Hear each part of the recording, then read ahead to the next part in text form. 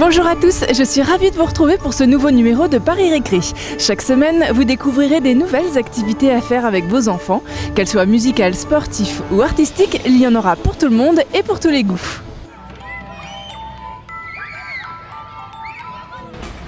Aujourd'hui, pour Paris Récré, je vous propose d'initier vos tout-petits dès l'âge de 5 mois au piano. Et oui, c'est possible car le professeur Robert Cadouche a développé une méthode pour faire découvrir aux tout-petits le piano. Allez, on y va, c'est parti. On va découvrir en quoi consiste cette méthode exactement.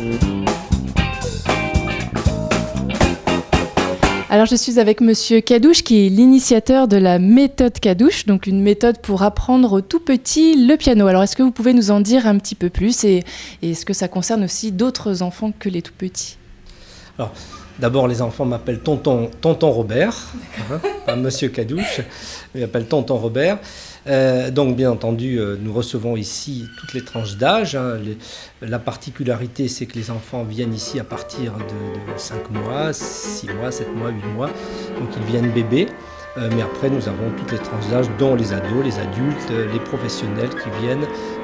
La base de notre travail c'est que nous nous adressons à des très jeunes enfants pour nourrir leur curiosité. Des très jeunes enfants improvisent, ils babillent, ils lalallient, ils mettent en place spontanément un langage. Le piano est l'instrument le plus accessible. D'abord parce que c'est une percussion, l'enfant jette ses mains, c'est un terrain d'atterrissage pour petites mains.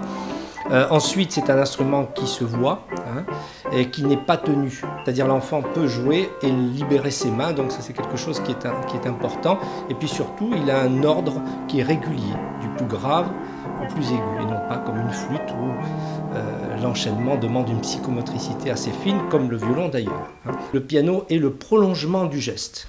Et ça permet d'exprimer l'affectivité de l'enfant, ça lui permet de construire un véritable vocabulaire. L'idée, si vous voulez, c'est que quand l'enfant en vient à un certain moment à apprendre l'instrument, l'enfant parle déjà la langue musicale. Il structure déjà son vocabulaire musical. Il est bilingue, français-musique. Quand on arrive chez vous, comment se déroule un cours avec un tout petit? Alors, le tout petit est à côté de moi et en général, on ne lui dit rien. Et puis le petit lance ses mains. Et puis moi, je lance les miennes. J'essaye de l'écouter du mieux que je peux et j'essaye de le servir du mieux que je peux. Et ensuite, je lui résiste. C'est-à-dire, je lui permets, par mes résistances, d'aller là où il veut, mais où il ne sait pas encore. C'est comme le vélo. C'est-à-dire, l'enfant, des fois, il veut aller à droite, mais le vélo penche à gauche. Donc, il faut essayer d'intuiter que l'enfant veut bien aller à droite et donner des éléments pour qu'il réalise son objectif. Alors, comme vous pouvez le découvrir, il y a plein de petits jouets ici, mais ils ont un sens et vous les utilisez régulièrement lors de vos cours avec les tout-petits. Alors, est-ce que vous pouvez nous faire une petite démonstration? Alors, par exemple, vous avez la bouteille, la petite bouteille comme cela, qui représente l'intuition de l'enfant, ou en tout cas, comme le rêve de voler, c'est le rêve d'émettre un son et de faire bouger les objets. C'est ce qu'on appelle le mythe d'Amphion. Amphion a reconstruit Thèbes avec sa lyre, en jouant de la lyre. Et donc l'enfant tape des mains ou joue, et la bouteille se met à tourner. Donc, pour les petits-enfants, par exemple, qui n'osent pas, ça permet de dégeler le mouvement. Donc c'est quelque chose qui est intéressant. Le petit canard, donc c'est notre métronome. Vous voyez, au lieu de ce métronome à balancier qui peut être un peu rébarbatif.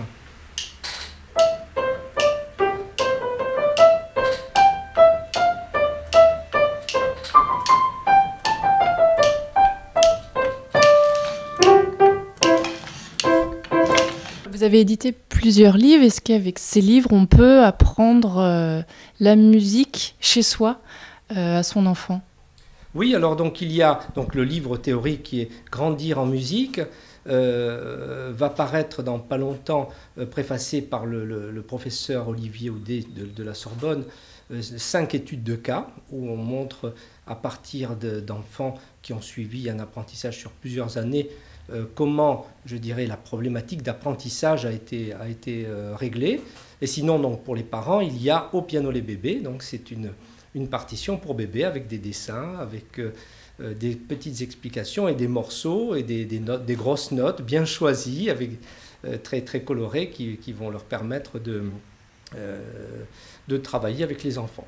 La plupart de nos enfants, de nos élèves, font entre 15 et 20 ans chez nous, ce qui est quand même caractéristique de l'engouement et je dirais de l'intérêt qu'ils ont pour notre travail. Ils ne viennent pas pour 6 mois, ils ne viennent pas pour 1 an, ils ne viennent pas pour essayer, si vous voulez.